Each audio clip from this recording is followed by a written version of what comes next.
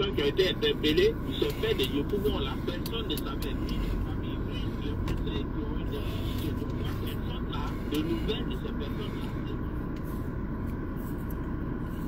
Voilà, je vous salue. Merci beaucoup à vous d'être connectés. Pour ceux qui ont vu cette vidéo, prenez vos tabourets et asseyez-vous. Nous allons parler un peu. Je vous salue. Il est 14h42 heure de Paris.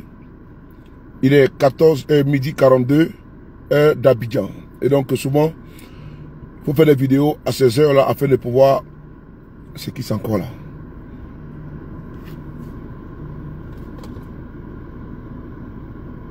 Voilà. Donc je vous salue. Merci beaucoup. J'espère que vous allez déguster tout à l'heure. Mais on va pas faire long. On va faire un petit peu 30 minutes. Puisque hier nuit, je vous avais promis de faire le direct. On a eu une urgence. Et cette urgence a fait en sorte qu'on n'a pas pu développer notre direct. Notre combat, c'est de toujours restituer la vérité. Seulement que la vérité, rien que la vérité. C'est important. On n'a pas le droit... 2 secondes, voilà. On n'a pas le droit... En tout cas... C'est quoi ça là?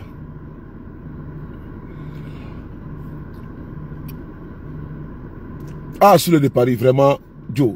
Ah, tiens, c'est moi qui fais trembler les gars du RDR comme ça, là. Ah! Hein? Dès que je suis connecté, comme si eux, moi, on a donné rendez-vous. Hein?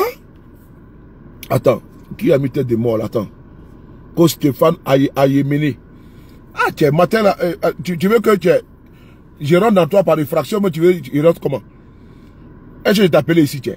Que Stéphane Ayemene. Ça, c'est le nom de quel maudit ça là, mon frère? Hein? Stéphane Ayemene. Tu mets tête de mort sur mon truc, pourquoi? Je t'ai appelé ici, petit bâtard là. Bâtard de plein ourfro. Stéphane Ayemene. Un autre maudit, mon frère. Aïe! Attends, Alicia, comment tu vois la plus belle? Hein? Que Stéphane Ayemene. Partagez! Oh! J'adore trop mon combat là, tiens. Voilà. Parce qu'au TC, tu as TC, tiens. Ils ont tout fait sous le Paris à Calais. Ça s'appelle les jars. Alors, on va monter en puissance. Nous allons vous expliquer. Parce que vous savez, la communication là, elle est complexe. Il faut savoir la manier. On ne doit pas passer à autre chose si facilement. Pardon. On doit toujours rappeler. Je dis bien rappeler. Et puis, aiguiller les uns les autres. Pourquoi je le dis? Parce que le mensonge là, c'est les vertus, c'est la vertu, pardon, du régime RDR. Et ils ont mis en contribution un individu qu'on appelle procureur, qui en réalité est un militant sardinard. Quand il dit sardinard, vous le connaissez. Le pain et la sardine. Ceux qui aiment le pain et la sardine là, avec 5000 francs là. Donc il y a un, on appelle le sardinat Pro Max. Voilà, le sardinat Pro Max qu'on appelle procureur. Bon, lui c'est un bâtard, donc je ne sais pas qu'il parle de lui. Parce que bon, lui et moi, pour le moment, je n'ai pas le temps pour lui. Puisque je n'ai pas le temps pour mon dossier. Par ça, j'ai déjà évacué ça. Mais on va revenir sur lui un jour. Voilà, quand il va perdre la vigilance là, la garde là. C'est là que je vais lui donner l'estocade. Donc moi, pour moi, toujours au congélateur, tiens. Je suis gardé au frais, tiens. Donc c'est pas la peine. Donc, c'est lui qui veut nous intimider. C'est lui qui pense, qui croit pouvoir nous menacer. Mais champion, tu peux pas nous menacer, mon frère. Ce qui est bon, c'est que c'est un menteur. C'est que c'est un menteur. Dans notre pays, là, on a vu un crime odieux, crapuleux. Un assassinat en direct. La décapitation de Toussaint Kofi. L'horreur, la consternation, l'immonde. C'était une première dans notre pays. Du jamais vu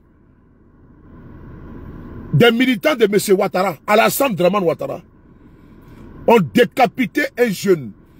Et pour ces crimes-là, on nous informe que ceux qui ont commis l'irréparable, ils ont reçu que 10 ans de prison. Je me répète, 10 ans de prison. Ceux qui ont assassiné tous ces Kofi, il faut que vous le sachiez. C'est ce monsieur-là, C'est cette justice corrompue, instrumentalisée, à laquelle nous ne pouvons pas faire confiance. Je le dis, il y a des magistrats intègres en Côte d'Ivoire. Il ne faut pas jeter les bébés avec l'eau du bain.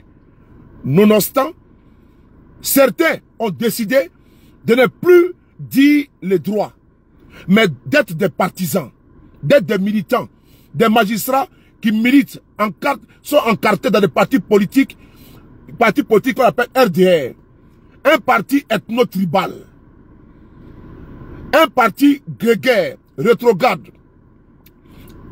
Pardon, oh j'ai mangé le truc là. Voilà, un parti rétrograde aux pratiques moyenâgeuses. Le procureur vous informe, nous informe que tout ce conflit, que les militants du RDR ont tranché la tête, tout ce conflit là, c'est 10 ans que le coupable, le pseudo responsable a été condamné.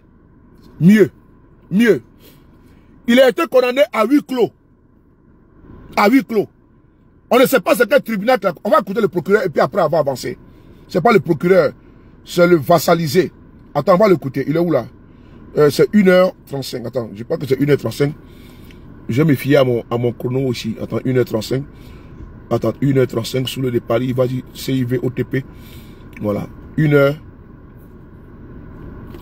Mon oreillette, oui, 1h35. 1h35. On y va aller 1h35. On va l'écouter. 1h35. 1h35. Parce que nous avons les minutes qui sont déjà calées. Voilà. On écoute. Et contre le président le président disent que nous avions qui ont été transformés en charge, alors ont été condamnés. Okay. On nous dit celui qui a décapité, il a été condamné. Celui qui a été il a été condamné. On parle bien du jeune Kofi Toussaint. Tout à fait. Tout à fait. Le Daoukro. Voilà, il a été condamné. À combien de... Il a été condamné à 10 ans d'emprisonnement ferme. Il a été condamné. Oui. Alors donc, c'est pour vous dire que... Dans notre pays là, quand on t'accuse de vouloir faire coup d'État, on te donne 20 ans de prison. On te donne perpétuité. Le président de GPS, le président Guillaume Soro là, ils lui ont donné perpétuité. Je dis bien perpétuité. Parce qu'ils disent que il a eu l'intention, il avait des velléités. Allégation complètement hors sol de vouloir renverser le pouvoir de Ouattara. Il a eu perpétuité. Sans saluer la préfète de cet esprit. Tout mes respects. Sans saluer Agathe. Il a eu partagez la vidéo. Il a eu perpétuité. Je dis bien, Guillaume Soro là, doit t'informer, non? Il a eu perpétuité. Parce qu'on dit, il a fait coup d'État. Aboulaye Fofana, il a été condamné à 20 ans et 15 ans de prison. 15 ans parce que, on dit en 2015 là, il a incendié. On l'accuse de meurtre. Alors que Aboulaye Fofana était en France ici. On l'accuse de meurtre. Il a eu combien? Il a eu 20 ans et 15 ans. Babo Laurent. Voilà. Babo Laurent. Il a eu 20 ans de prison. Pourquoi? On dit que Babo a braqué la BCAO. Il a eu 20 ans de prison. Franck Bo. Autant que Babo, comment tu vas? Ma personne. Babo là, il a eu 20 ans de prison. Ils disent que Babo a voulu braquer la BCAO. Ok. Akossi Benjo, il a eu 20 ans de prison.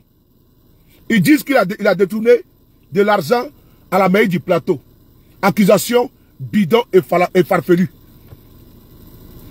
Quelqu'un, en 2020, une escouade de militants excités, drogués, alcoolisés, du RDR, shootés au Poupounampu, n'ont pas hésité avec des machettes à décapiter tout ce Kofi. La vidéo a fait le tour du monde. Ils ont joué au football avec sa tête. Ceux-là, il y a un seul parmi eux. Alors que nous avons la vidéo actuellement avec nous. Il y a un parmi eux seulement qui a été reconnu coupable. Et qui a été connu à combien? Tenez-vous bien, à 10 ans. Je dis, tenez-vous bien, à 10 ans de prison. Je viens ici de prendre le cas de Guillaume Soro. Et Guillaume Soro, ce n'est pas terminé encore. Mais Guillaume Soro là,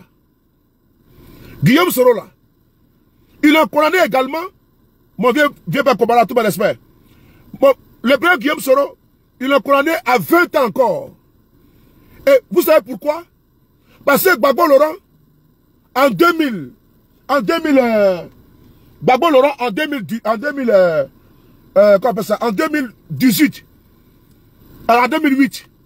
a donné une maison au président Guillaume Soro, qui lui reviendrait quand il ne serait plus premier ministre.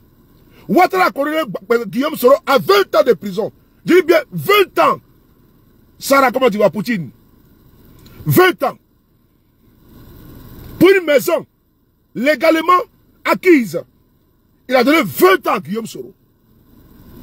Maintenant, pour quelqu'un qui a décapité, on nous dit qu'il a eu 10 ans. Et puis, il a les kilos, sans vergogne, sans honte. Ce procureur, de s'asseoir à la télévision, nous dit que celui qui a décapité là, il a eu 10 ans. Ouais. On va l'écouter. C'est important. On va l'écouter. Ce bouffon de service là. Disons l'enquête en cours et Viens où a été jugé, a été cumulé avec les actes posés à Yamoussoukro, les événements de Yamoussoukro, les événements de Dabou et les événements de Daoukro. Ça faisait l'objet d'une seule procédure. Et cette procédure est arrivée à son terme. Le juge d'instruction a pris une ordonnance de transmission des pièces au procureur général. Le degré d'instruction a été observé et la procédure est arrivée au niveau du procureur qui a programmé le dossier et les mises en cause, c'est-à-dire les accusés, ont bénéficié des avocats commis par l'État de Côte d'Ivoire et le procès a eu lieu. Ceux qui ont été déclarés non coupables ont été libérés. Ceux qui ont reconnu les faits ou les éléments des indices que nous avions qui ont été transformés en charge, alors ont été condamnés.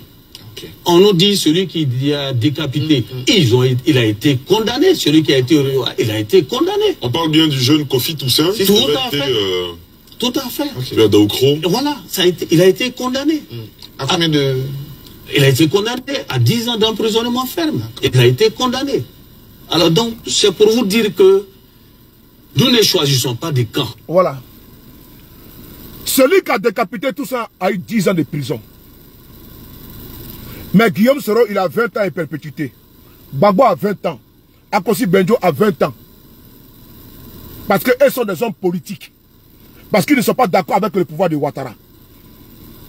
Mais il y a un traitement de faveur pour les partisans de M. Ouattara qui peuvent ôter la vie à quelqu'un, décapité. Mieux, à savoir s'il est en prison, comme la question a été posée. Je ne crois pas du tout. Je ne suis pas un négationniste. Mais vous-même, face à l'évidence, à ça là, vous pouvez croire à une justice comme ça? Non. Elle est trop sélective. Voilà pourquoi, quand j'ai vu cette vidéo, j'ai attiré votre attention. Suivez mon regard, suivez-moi. Hein. Et je suis en train de danser maintenant avec la communication. J'ai mis la musique et je suis en train de danser maintenant. Suivez mes pas et les cadences, le rythme avec la communication. Quand j'ai vu cette vidéo-là, cette vidéo, je vous ai fait cas de j'ai attiré votre attention en vous disant non. Oh, ferme ta gueule toi là. Oh. J'ai attiré votre attention sur 2 secondes. Je vais vous trouver la vidéo. Je ne sais pas pourquoi ça a disparu. Voilà. Voilà. Cette vidéo-là. La mission a été coordonnée. Je me nomme Kwame Josué. Je suis né le 23 décembre 1988. Je suis un membre de la sécurité IPPACI. Dans la nuit du vendredi à samedi, avec une quinzaine de personnes au maximum, nous avons perpétré des troubles au niveau de Senga jusqu'au niveau bureau. C'est étant au niveau bureau que nous avons mis... Da Silva, comment tu vois? Faire du vandalisme si le bus peut casser la voiture des policiers. La mission a été coordonnée par Eric Bogo, suivi de Zoyake, avec les différents états-majors qui sont moi-même présents, Zoenza, Ezekiel le Juif, Doko Amel, Loba. C'est en cela que nous avons continué nos routes et que nous avons créé la psychose dans la commune d'Abidjan. Pour le compte du PPACI. Voilà un peu ce qui s'est passé. Ok. Monsieur le ministre, après ces aveux... Pour le compte de qui? Du PPACI. Parce qu'on voulait quoi? On voulait atteindre le PPACI. Ce qui arrive à Makloko avec Ouattara arrivera à Maklakla. Depuis 2019, Ouattara est sur nous. Il a quitté GPS, il est sur PDCI. Il quitte PDCI, il est sur PPACI. Et ce jeune-là, lui qui a été interrogé, je vous ai dit, et vous-même, unanimement, nous sommes tombés d'accord en disant que ce monsieur-là est dans une lecture. Et son regard, la fixation et autres, on a vu, on voit dans ses yeux qu'il lit un papier qui est devant lui. On a été à l'école. Quand le maître nous montrait le tableau, bon A, ba, bon E, B, bon I, B, son A, ça. On regarde le tableau. Le maître il nous indique, et puis on regarde, et un autre regard. Le monsieur n'est pas serein. Il lui a arraché des aveux. Et ça, là, en droit, ça ne compte pas. Et nous on est concentrés, hein, les gars, on est très concentrés. On est très concentrés. Et donc, après ça, le ministre va monter au créneau pour dire non, on est là en train de défendre la République. Ceux qui veulent déstabiliser seront arrêtés. L'État est debout.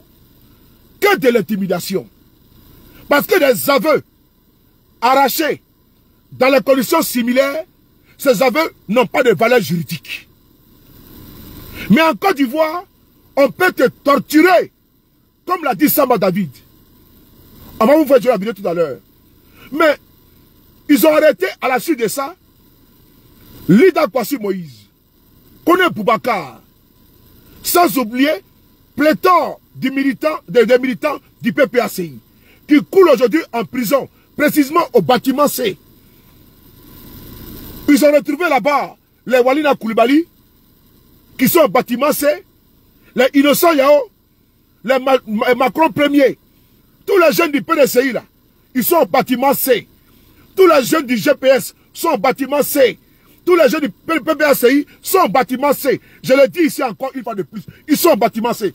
Ils se retrouvent avec les plus grands criminels de Côte d'Ivoire. Au bâtiment C. Et mieux, le procureur a fait cas des militants du PDCI RDA que c'est à travers une vidéo où il demandait aux jeunes de rester mobilisés là. Ils sont au bâtiment C. Donc c'est des criminels pour le procureur. Mais ce n'est pas fini. Puisque vous connaissez la vérité et la vérité vous affranchira. Vrai ou faux? Alors, comme le crime n'est jamais parfait, le procureur qui a couru parler sur les chaînes de télévision et de radio n'a pas respecté les droits, même des femmes. Oui, on va arriver au témoignage tout à l'heure. Même des femmes qui ont été humiliées par ce procureur et sa bande. Oui. On va ici écouter M. Kanoblé. Et qui est M. Kanoblé? M. Kanoblé a été interrogé par la radio BBC. Il va venir ici vous confirmer que ceux qui ont été arrêtés là, c'est des gens, ils ont soutiré des aveux afin de dire qu'ils sont coupables. Le droit n'a pas été respecté, ni de près, ni de loin dans le cas de Lida Kwasi Moïse, qui a été ministre d'État, ministre de la Défense de Côte d'Ivoire. Kone Boubacar, haut fonctionnaire, ancien ambassadeur, il ne peut pas être jugé par une cour ordinaire, comme le président Gbagbo, comme le président Guillaume Soro. C'est la loi qui le dit. C'est notre constitution qui le dit. Mais non. On piétine tous les droits élémentaires, basiques. Et on les prend, on les fout en prison. Gbagbo a été jugé par une cour ordinaire. Guillaume Soro également. C'est que notre constitution, n'est-ce pas, ne prévoit pas. On va essayer d'écouter M. Kanoblé. Vous allez partager la vidéo. On va écouter ici M. Kanoblé. C'est important. La communication, il ne faut pas jouer avec ça, c'est une arme. C'est le quatrième pouvoir. Donc non, je ne joue pas avec ça. Voilà. On va essayer d'écouter M. Kanoblé. On y va. Qui peut entraîner la poursuite d'un on dit avoir cité mes clients là, j'assure également leur défense. Depuis plus d'une semaine, mon confrère et moi avons déposé notre lettre de constitution et puis une demande auprès du procureur de la République pour savoir où elles étaient gardées à vue. Ce n'est que ce soir que nous avons su, après leur déferment, que nous avons su qu'ils étaient gardés à vue à la direction de la surveillance du territoire. Alors, des personnes qui ont été gardées au secret pendant plus d'une semaine, sans assistance, sans conseil, sans avocat, leur déclaration, quelle est la crédibilité? Ils n'ont pas pris mes clients sur les faits. Donc, moi, je doute de cette mise en cause de mes clients. Les personnes qui ont été interpellées, ou ce fait de Yopougon-là, personne ne savait, ni leur famille, ni les conseils qui ont été constitués. Donc, moi, personne n'a de nouvelles de ces personnes-là, et on nous dit que c'est ces personnes qui ont mis mes clients en cause. Quelle est la crédibilité de cette mise en cause? Quelle est la crédibilité des déclarations ou bien des dénonciations faites par ces personnes? Et dans ce cas, quelle est votre ligne de défense? Mes clients sont de hauts fonctionnaires. Le ministre Lida Kwasi, il a été ministre d'État. Kone Boubacar, c'est un ambassadeur à la retraite, mais il a été directeur du protocole d'État. Et donc, c'est un haut fonctionnaire. Et il y a un texte des dispositions qui existent, le statut des anciens présidents de la République, des anciens présidents d'institutions, des anciens membres du gouvernement. Ce statut-là, en ses articles 42 et 43, disent que lorsque le procureur de la République est informé de certains faits qui peuvent entraîner la poursuite d'un ancien ministre ou d'un ancien haut fonctionnaire de l'État, le procureur saisit le Conseil supérieur de la magistrature. Ce n'est pas les officiers de police judiciaire que le procureur saisit. Donc la procédure est illégale depuis le départ. Voilà. Le procureur évoque un projet d'insurrection en lien avec l'élection présidentielle d'octobre 2025. Vos clients ont-ils un lien avec les événements de Yopougon cette nuit-là? Mes clients n'ont aucun lien avec ces événements. Et ils ont été constants. Depuis qu'ils sont entendus, ils ont été entendus, je vais vous dire, près de 24 heures par des agents de la DST. Et ils ont été constants, des personnes d'un âge très avancé, de plus de 60 ans, certains près de 70 ans, elles n'ont rien à voir avec les faits, c'est ce qu'elles ont dit. Alors qu'allez-vous faire à présent? Nous avons saisi l'ordre des avocats pour nous permettre de clarifier toute cette procédure-là. Nous allons saisir le procureur général. Et au-delà, nous allons informer le Conseil supérieur de la magistrature. Parce qu'il n'y a que la loi qui protège la société.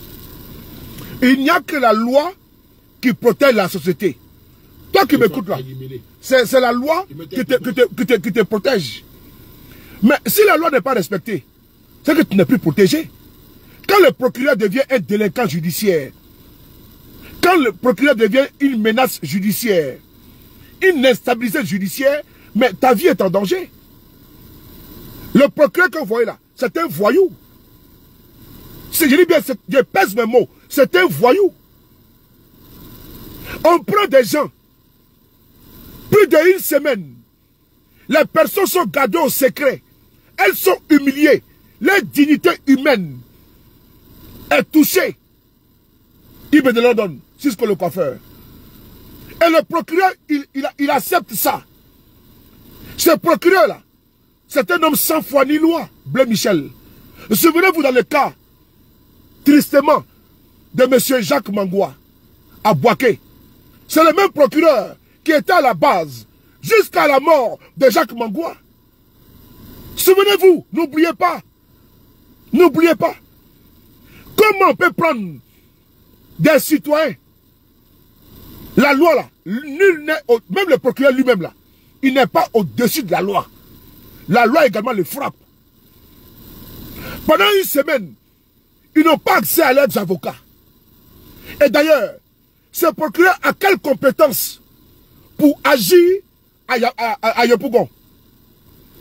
Est-ce qu'à Yopougon, il n'y a pas un procureur? Posez-vous la bonne question. Qu'est-ce que le procureur là, Brahma là, qu'est-ce qu'il fait dans la procédure à Yopougon? Alors qu'à Yopougon, il y a un procureur. Allez-y actuellement sur le site du ministère de la Justice. Il y a eu un cas à Korogo où il y a un serial killer, un criminel qui a été arrêté. Mais la signature a posé là. Mais c'est le procureur de Korogo. Comment se fait que c'est le procureur d'Abidjan qui n'a pas de compétence à Yopougon? C'est lui qui va maintenant se saisir du dossier. Ce monsieur est très agité. Il se croit au-dessus de tous les procureurs de Côte d'Ivoire. En réalité, connaît Brahma. Lui, il pense qu'il est le supérieur du procureur de Yopougon. Ce qui n'est pas vrai. Il n'est pas au-dessus de tous les procureurs de Côte d'Ivoire. Ce n'est pas vrai. Le procureur Kone Brahma n'est pas au-dessus du procureur de Boaké, ni du procureur de Korogo, ni du procureur de Yopougon. Mais c'est joue les Django, les shérifs procureurs. Alors, mais à la DST, ce n'est pas un fleuve tranquille à la DST. J'ai dit bien, à la DST là, ce n'est pas un fleuve tranquille. À la DST, c'est la maltraitance. À la DST, c'est l'humiliation. À la DST, c'est le supplice. À la DST, c'est la torture. Oui, on va ici appeler, convoquer une personne, témoin de la DST de Côte d'Ivoire. On va appeler ici les frères. Ici, Samba David. Attends, on va bloquer un ici là. Voilà. Voilà, bloqué. Voilà, c'est bon. Allez, va dormir. Voilà, c'est bon. Tu es bloqué pour l'éternité. Allez, on écoute ici. Attendez. Eh, le volume. Demandez au téléphone de me laisser. Le volume. Voilà. Dur. Je dis bien dur. Partagez. Oui. Allez, à pomper. Pompez.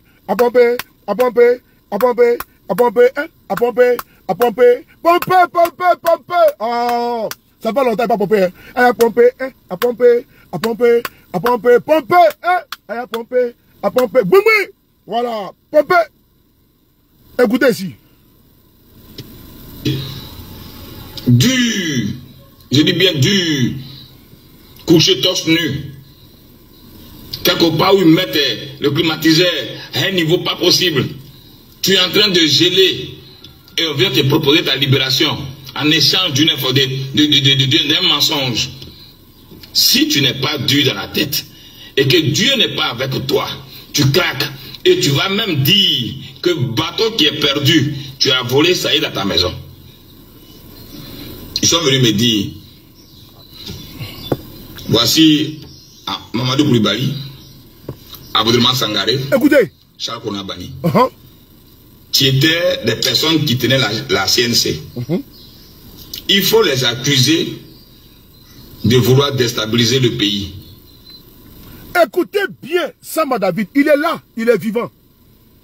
Ce monsieur-là, que Dieu lui donne longue vie, Samba David, mon frère à moi, Dieu te bénisse abondamment. Que le Seigneur te touche ta vie. Dieu merci, nous avons un témoin vivant qui est passé dans le couloir de la mort, de la DST, les tortures, de la DST, humiliation, de la DST. Et on te demande d'accuser les gens. Lui, on lui a demandé d'accuser Mamadou Koulibaly et Charles Konabani. Et quand tu accuses, quand tu accuses, on te donne la liberté. On l'écoute, c'est important le Gagaba. C'est de ça qu'il s'agit. Il faut le dire que nous ne faisons pas confiance à la justice corrompue de M. Ouattara. On n'a pas dit aux magistrats. Hein. Nous faisons confiance à des magistrats intègres. Mais cette justice-là, non. Non. On écoute ici Samba David. comment on soutient à travers la torture Benoît de Arasuba et Henri Gourou, mon frère Nicodème. Voilà, on continue. Tu as volé Saïd à ta maison. Ils sont venus me dire, voici Mamadou Koulibaly, Aboudraman Sangaré, Charles Konabani. Tu étais des personnes qui tenaient la CNC. Il faut les accuser de vouloir déstabiliser le pays. Et puis on va te libérer. Ouais. Quand on te libère, tu choisis un pays de ton choix. Tu vas avec ta famille. Mais malgré ça, j'ai dit niet. Voilà. Et parce que je n'ai pas accepté de faire ce qu'ils veulent, ce qu'ils appellent collaborer, de 6 mois d'emprisonnement ferme, je suis allé à 3 ans. Alors quand ça finit, et puis on nous envoie à la Maka. Ahmed Bakayoko envoyait ces gens, et ceux qu'ils envoyaient là, ils sont encore là. Ouais. Ouais. Pour me donner 1 million de francs CFA pour scolariser mes enfants. Ouais. Tout le temps que je suis en prison. Ouais. Parce qu'ils veulent m'avoir avec eux. J'ai dit niet. Moi, le jour de mon arrestation, le 13 septembre 2015, j'ai reçu un coup de pied. Celui qui m'a shooté portait une paire Tibelang. Il y a fer devant. Un coup de pied dans le bas-ventre. Ouais. Mon urine a coulé pendant près de 2 semaines. Ouais. Je suis resté impuissant pendant 2 ans. Aller partout en Tunisie, partout dans les hôpitaux pour se faire soigner. Ouais. Le 14 août 2015, la CNC cherchait des gens pour aller faire le tout premier meeting de contradiction à Korogo.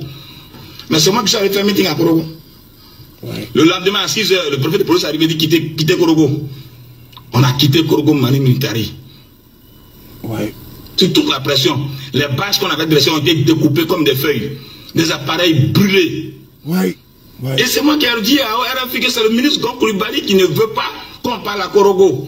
Mais si on ne parle pas au nord, comment il peut y avoir des élections en Côte d'Ivoire pendant qu'eux ils parlent partout, on ne peut pas parler au nord? Voilà. Voici d'où est partie la colère entre le ministre Gon Koulibaly et moi. Vous n'avez pas entendu ici? L'ex-ministre, Premier ministre a dit que tant que je vis, Samba David mourra en prison. Mais quand on me libérait, j'étais sous civière. Parce que pour eux, j'étais mort. Ouais. C'est quelqu'un de l'opposition, c'est-à-dire de nos rangs, qui m'a appelé pour dire ils vont t'arrêter et on va t'envoyer à Korogo si tu es encore en vie. Ouais. Attendez.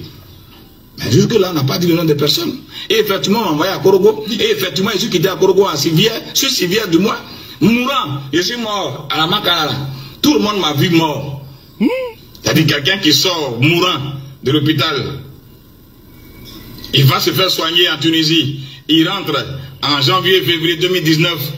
Le 24 juillet 2019, il est encore arrêté.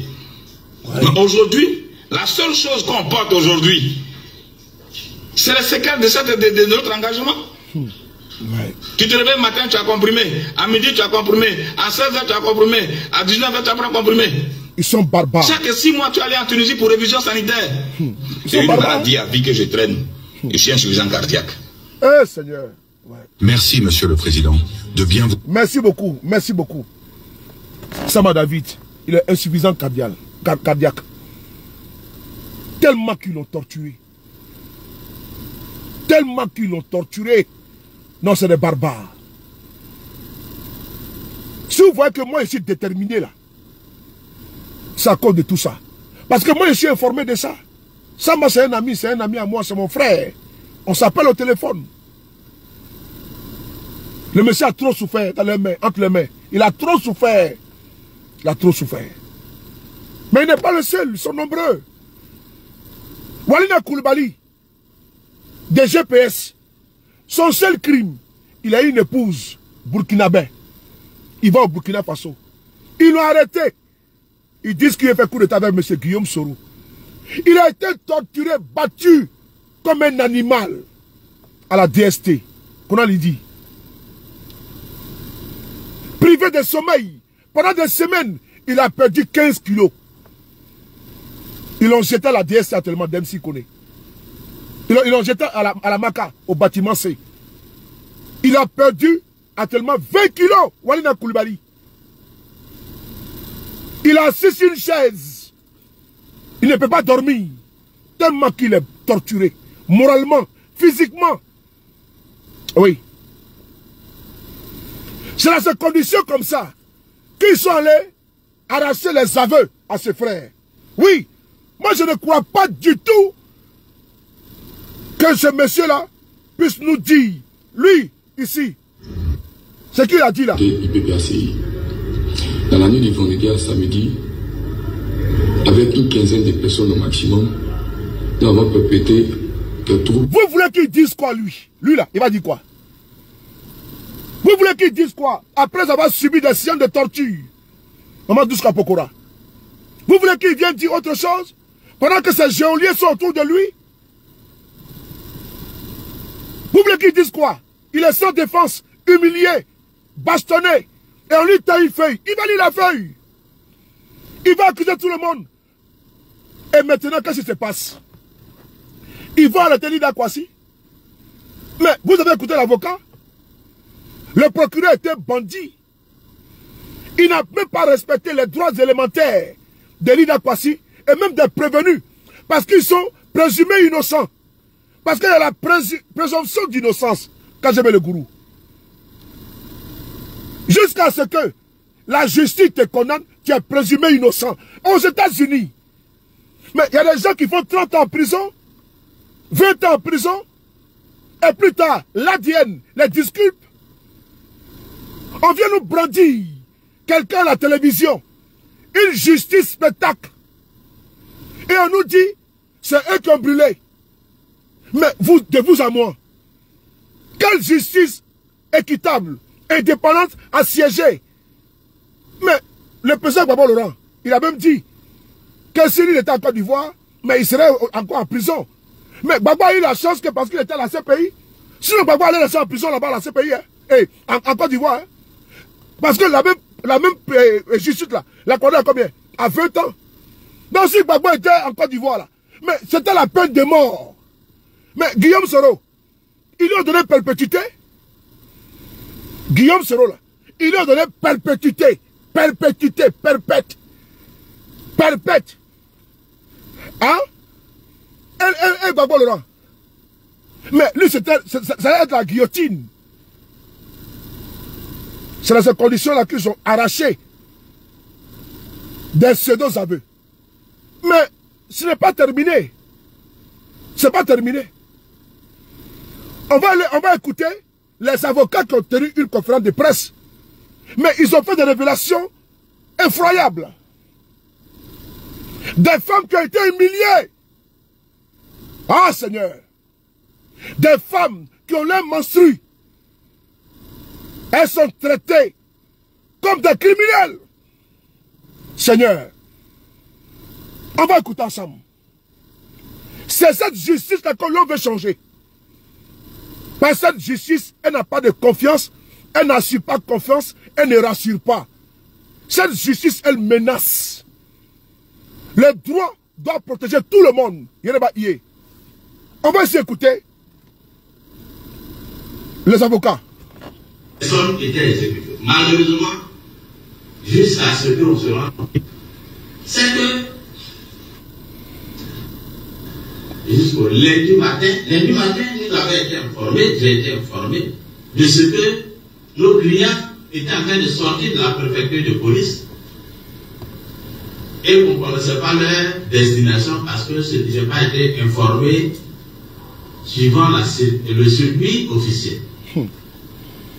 Et donc, c'est après que toujours, suivant un autre circuit, on m'appelle me dire que mes clients ont été déférés à la cellule, à l'unité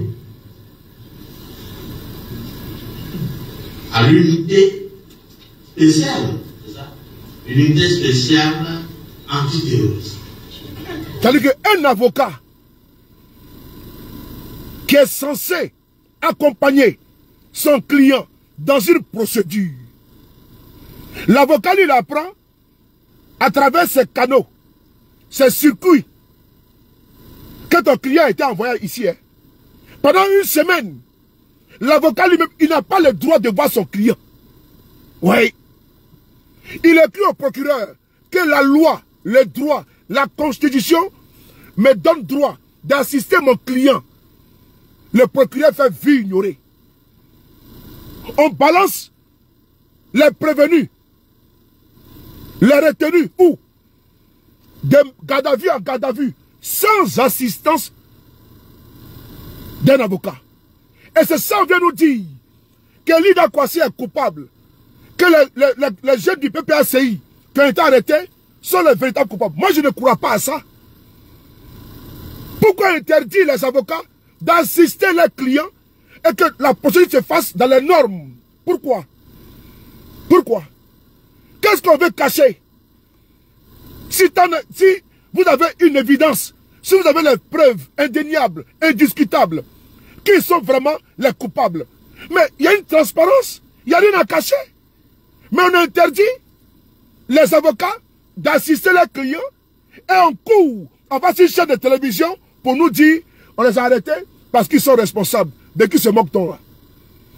De qui se moque-t-il cet avocat et ce pantin qu'on appelle Vagono Diomandé? De qui se moque-t-on? On s'assoit gaillardement, pompeusement sur la chaîne nationale et puis on menace, on intimide.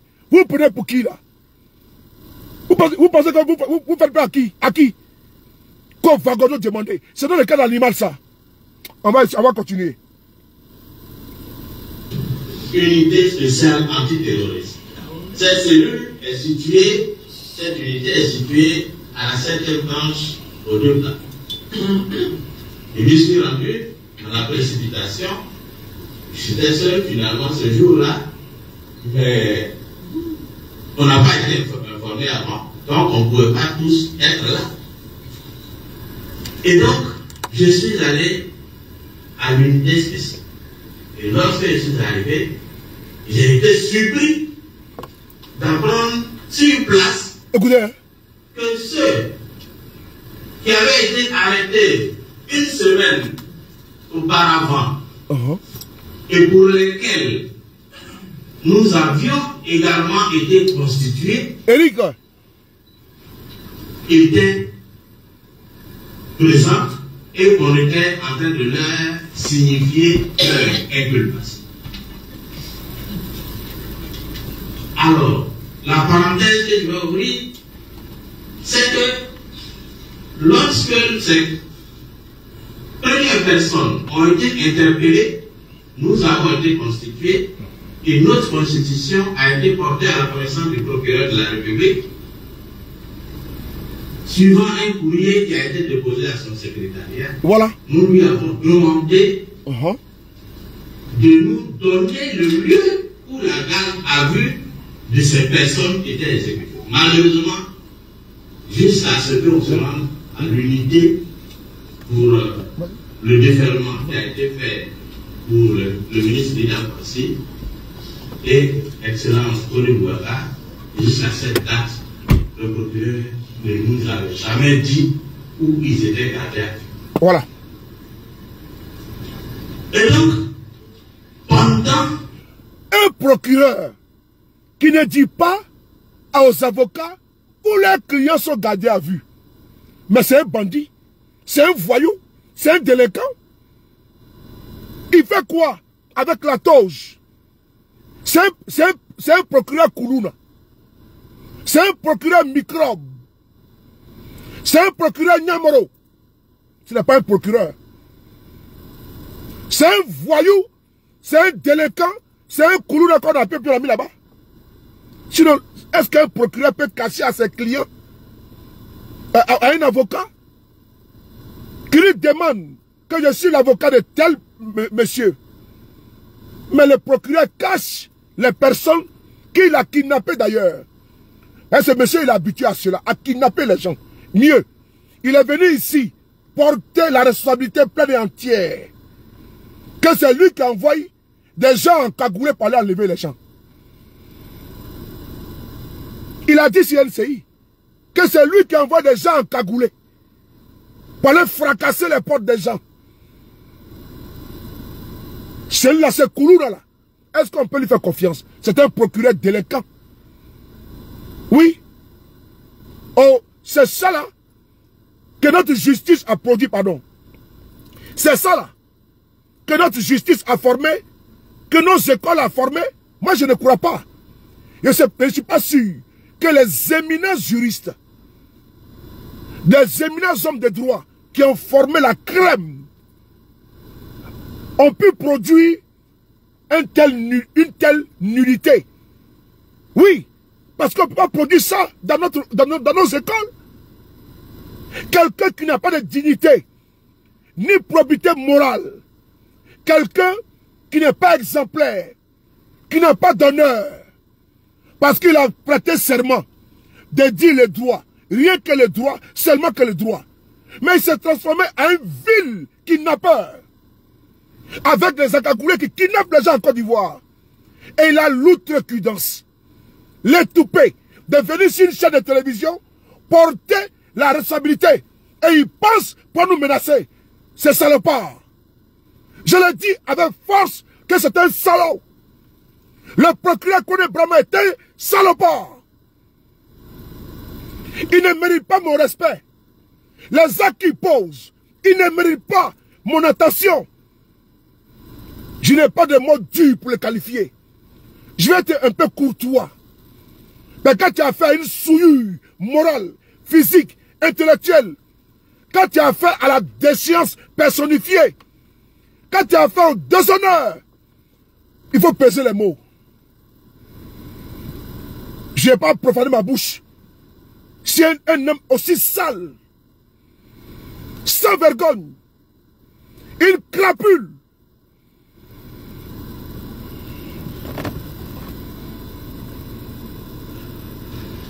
les auditions de M. Rida Kwasi et de son Excellence Kone Brahma, on nous racontait leurs propos. Les propos de ceux à qui, ou du moins de ceux qu'on n'a pas pu assister pendant l'enquête préliminaire parce qu'on ne savait pas où. Bon, vraiment, je pense qu'en 2025, c'est quand même lamentable. C'est-à-dire que on entend Rida Kwasi par un officier de police et on vient rapporter les propos aux avocats. C'est-à-dire que ils sont entendus, les avocats sont ailleurs. Et quand Rida parle, appelle le PV, on va dire voilà ce qu'il a dit. C'est jamais vu. Ça, c'est une justice de Côte d'Ivoire, ça c'est du gangstérisme. C'est de la bouillabaisse, ça. C'est comme ça on fait le droit, on dit le droit en Côte d'Ivoire. Non mais attends, on est où là? C'est choquant. C'est comme ça le droit se dit en Côte d'Ivoire. C'est comme ça le procureur nous demande d'être respecté du droit. Mais il y a un problème. On va ici écouter une autre vidéo qui va vous choquer. Celle-là, c'est le summum. On appelle ça le sangral. De la avocate, la députée suppléante de Yopougon. On va écouter ensemble. C'est triste et c'est fort. On va aller à la minute. C'est assisté par aucun avocat. On dit que c'est les limitations du mouvement. Voilà. 53 du code de il donne le pouvoir. C'est très bon, mais voilà. L'article 21 dit tout citoyen ivoirien a le droit de se déplacer et de s'établir librement sur toute partie du territoire national. Et qui limitait du code de procédure pénale, non. Aller de l'article 21 de la Constitution de novembre 2016. Alors, je vais terminer sur un cas. Écoutez. Parce que ça devient récurrent. Lorsque nos clients ont été interpellés à Yopougon, il y avait parmi les 8 personnes interpellées, il y avait une dame Je rappelle que cette dame, elle est députée suppléante de l'honorable député Michel Gbagbo du Bourg. Donc, c'est une élue de la nation. Même si le statut de suppléant n'est pas assez clair, mais n'empêche, elle reste et demeure une élue de la nation. Que s'est-il passé? Je l'ai rencontrée hier soir. Lorsqu'elle a été conduite à la DST, elle a été logée, c'est vrai, pas dans la même cellule que les hommes, à un endroit à part, seulement sur un matelas infesté qui sentait de l'urine. Et c'est sûr. On va réécouter, c'est important. Hein? Les conditions. Salimata Harris, comment tu vas? Digra, comment tu vas? Les conditions dans lesquelles une députée suppléante, imaginez-vous, cette personne-là, elle est députée suppléante. Comment elle est traitée? Et toi, qui es un citoyen lambda, on fait comment? Elle est députée suppléante, quel que soit Alpha ou Oméga. Elle a en tout cas l'aval, l'onction du peuple.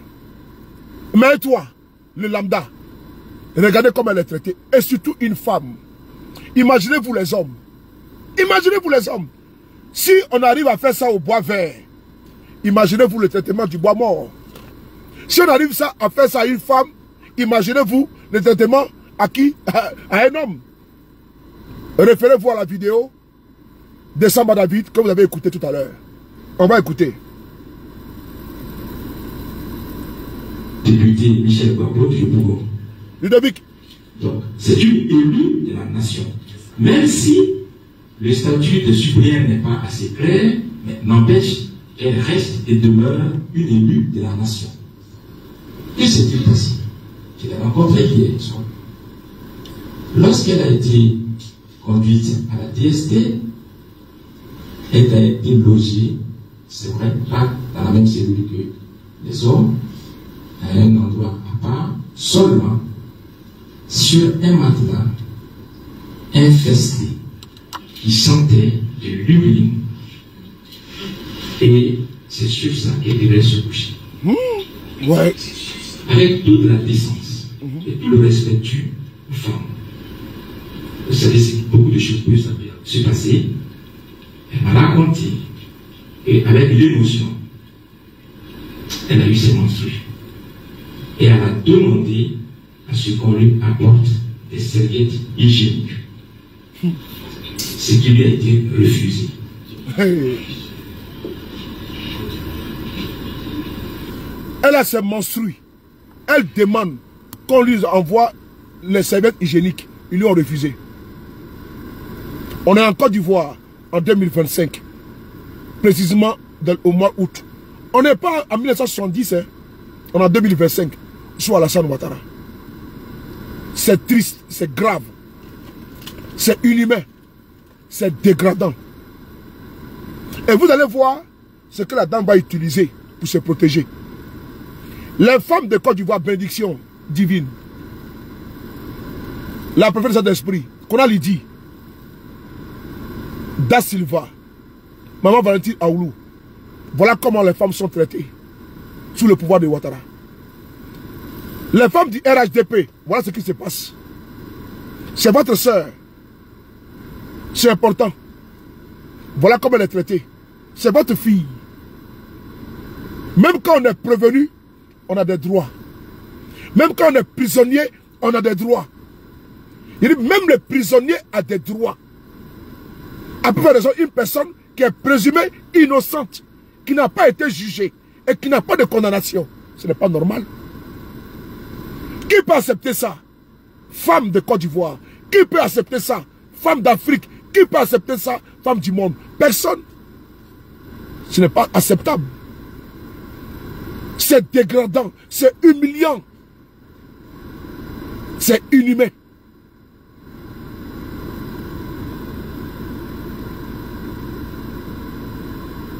Apporte des serviettes hygiéniques.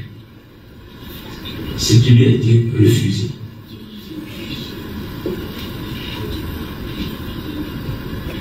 Ce qui lui a été refusé.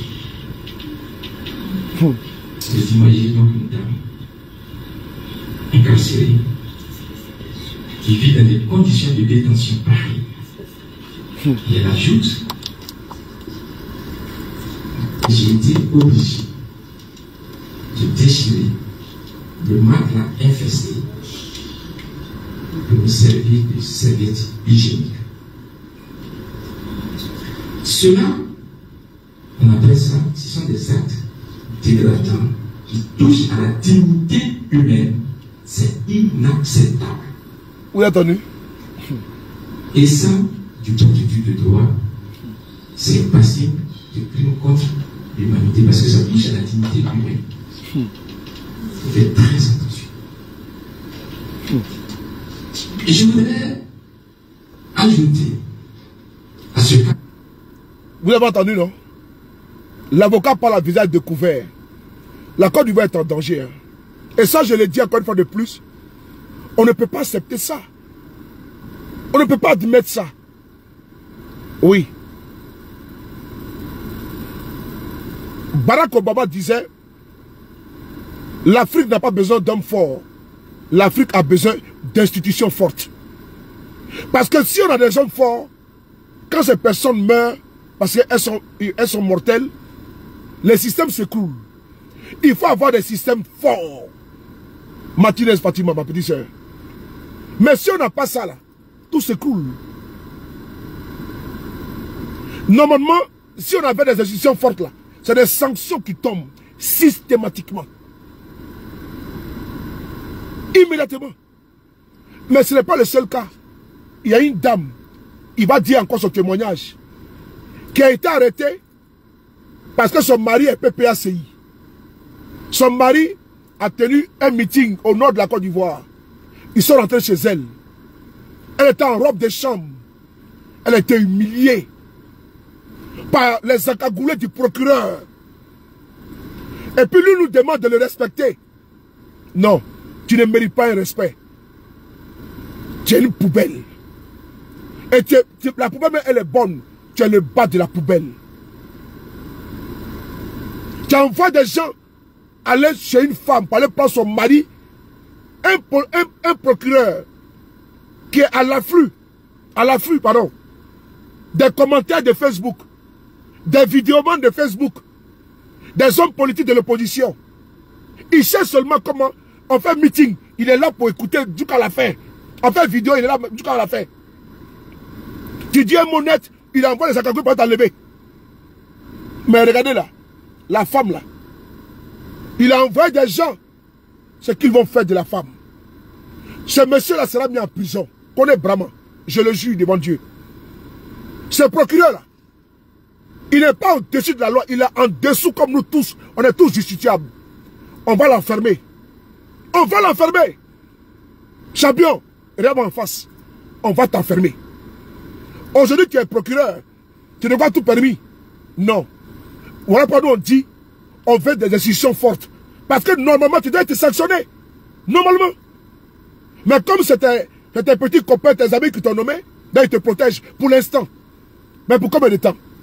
Je t'ai déjà dit plusieurs fois. C'est des menaces directes que tu seras enfermé. Même si Guillaume Soro devient président, et puis décide-toi de ne pas être possible, nous, on va te prendre, on te foutre dedans. Même si c'est Gbagbo ou c'est qui, mais toi en tout cas, il faut prier Dieu que les RDR restent à vie à la tête de ce pays-là. Sinon, du cas de Jacques Mangoua, jusqu'à aujourd'hui, tes carrières sont déjà cuites. Ton dossier est déjà bouclé, c'est déjà scellé. Mets-toi en tête, depuis le cas de Jacques Mangoua, jusqu'à aujourd'hui, tu accumules seulement les mots, les dérives, ça là. Tu vas boire les calices jusqu'à la lie. J'ai connu 2 autres cas antérieurs dans des procédures concernant des dames. Une dame, je vous laisse taire son nom pour les besoins de sécurité. Son mari, au cadre du PPACI, il semblerait que son mari aurait tenu des propos diffamatoires à l'égard du chef de l'État lors des meetings à l'intérieur du pays. Ce cadre n'était pas rentré chez lui lorsque, vers 4 heures du matin, des hommes en Kaboul ont débarqué avec violence devant ses enfants, trouvés en tenue de chambre. Vous pouvez imaginer la scène. Brutalisés, amenés à la brigade de recherche. Il est dans une tenue de chambre. Rien, même pas sans chaussures. Je suis saisi de cette affaire. Je lance des recherches. J'ai découvert qu'elle était à la brigade de recherche. Et je l'ai rencontrée. Et c'est à la brigade de recherche qu'une dame gendarme, a donné un pagne pour lui permettre de cacher ses parties intimes. Ah non. Vous voyez donc, elle a été transportée nuitamment de Ségel jusqu'à Dieu-Bougon, jusqu'à la brigade de recherche du plateau, dans une tenue que vous imaginez. Sous le regard des hommes, cette dame a confié qu'elle s'est sentie violée. Elle s'est sentie violée du fait que des hommes la regardaient dans toute son intimité. Ça, je suis allé, j'ai porté ça à la connaissance de monsieur le procureur ancien, choqué lui-même. Effectivement, il a fait le nécessaire. Donc, il faut être honnête. Ça s'est bien passé. Et il a libéré la dame. Un troisième fait. Toujours une dame qui avait été interpellée aussi parmi les militants à Yopougon suite aux élections municipales de septembre 2023. C'était une nourrice. Elle avait dénoncé une injustice et elle a été brutalisée, des coups dans le ventre devant tout le monde à Yopougon. J'ai un son nom, c'est un dossier qui est vendu. Qu'est-ce que je veux dire? Ça me donne l'impression, je ne vais pas déduire, c'est des 3 cas, mais j'ai l'impression, à chaque interpellation, et chaque fois qu'il y a une dame qui est interpellée, il y a manifestement des actes qui touchent, ou des actes qui sont dégradants, qui touchent à la dignité humaine. Et pour nous, c'est inacceptable. Voilà. Vous l'avez entendu. On vit ensemble. On a un destin commun. On a un pays en héritage. Voici les partis que nous dénonçons tous les jours. Sarah, comment tu vas? Sarah, tu me respectes. Voilà. Attendez, je vais bloquer un. Merci. Voilà. On a un destin commun. Mon téléphone est cassé. Il faut payer, tu vas me donner. Donc, on a un destin commun. Ce destin-là nous pousse à ne pas accepter ça. 3 cas énumérés. Et le procureur lui-même, il est choqué. Mais c'est toi qui les envoie. Mais moi, j'ai un 4e cas. C'est là que je vais arrêter ma vidéo. Le 4e cas, ça a été dit au tribunal. Le procureur est informé. La femme du commandant Aboulaye Fofana. Elle était nourrice. Elle avait un bébé, elle venait à peine d'accoucher. La femme d'Aboulaye Fofana. Le commandant, sa femme. Nourrice. Ils sont venus. Quand le commandant Fofana rentre en Côte d'Ivoire, elle n'était pas informée. Il a seulement demandé à elle de donner son véhicule à un de ses petits. Parce qu'il ne veut pas qu'elle sache qu'il était là. Et après, ils allaient la voir. Une surprise au fait. Mais quand ils ont été à Aboulaye Fofana, mais ils ont fait une descente chez elle à la maison.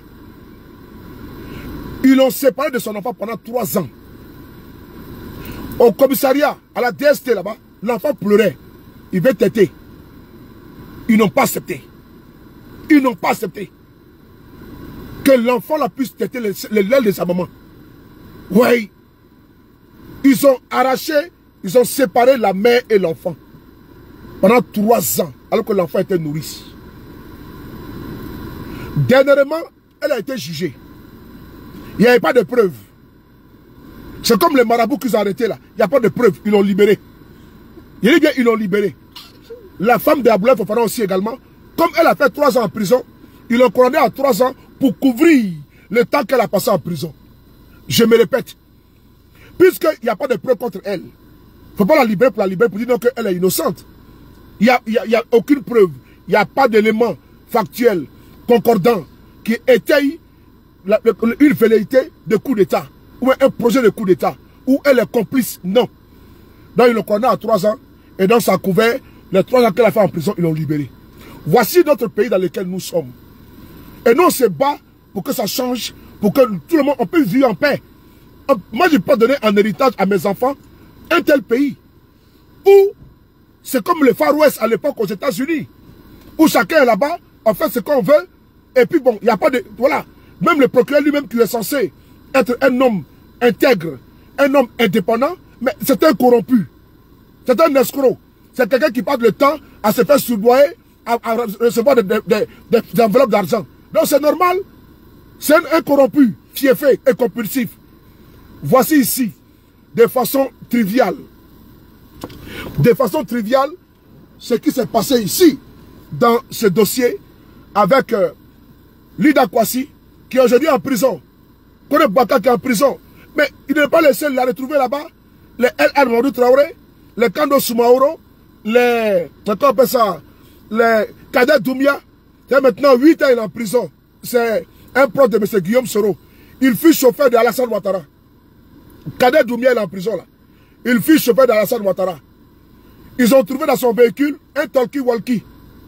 Un talkie-walkie. On dit qu'il fait coup d'État. Ils lui ont donné 20 ans. Depuis 2017, Kader Doumbia est là-bas. La Maka est pleine. Plus de 15 000 prisonniers qui sont à la Maka. 15 000 et quelques prisonniers. Nous sommes ici, à Guantanamo, où 30 millions d'habitants sont tous prisonniers en sursis. C'est important. En Côte d'Ivoire, là, c'est le Guantanamo. Côte d'Ivoire est égal à Guantanamo, où tout le monde est prisonnier en sursis. Où tout le monde est en prison, mais pour acter la liberté conditionnelle. L'épée d'Amoclès est la tête de tout le monde. Ça peut être toi aujourd'hui. Donc, dès l'instant tu critiques, tu dis que tu es pro-Gbagbo, tu es pro-Soro, tu es pro-Tiamo, tu es pro-Tao, on te prend, on te met en prison. Tout qu'on fait, quand tu n'es pas en phase avec les actes du parti au pouvoir, avec les partis du parti au pouvoir, ta place n'est pas en liberté, ta place elle est en prison. Nous on va se battre pour mettre fin à l'hémorragie. On va mettre fin à ça. Parce que la Côte d'Ivoire là n'est pas née sous Brahma ou sous Ouattara. Si on ne se lève pas aujourd'hui, on va tous mourir comme des idiots. Et comme moi je ne vais pas mourir comme un idiot, je vais mourir comme un héros. Donc je suis obligé de me battre. Et me battre avec toute mon énergie et la force qu'elle peut dégager dans le combat que nous menons. Et nous allons arriver à bout de M. Ouattara et son système. Parce qu'aucune forteresse n'est imprenable. Aucune forteresse n'est imprenable, sauf si elle est mal attaquée. C'est important. Donc c'est parce que on n'a pas encore trouvé la solution. Sinon pour qui tombe là, c'est vraiment minime. Puissance qu'il soit, puissant Ouattara ou son système là, ils ne sont pas indéboulonnables. Il y a une faille. Et nous allons trouver cette faille là et ils tomberont. Je vous dis merci et à plus tard. Prenez soin de vous, qu'à chaque jour est une vie. Et on se lèvera très bientôt avec le même plaisir. Merci.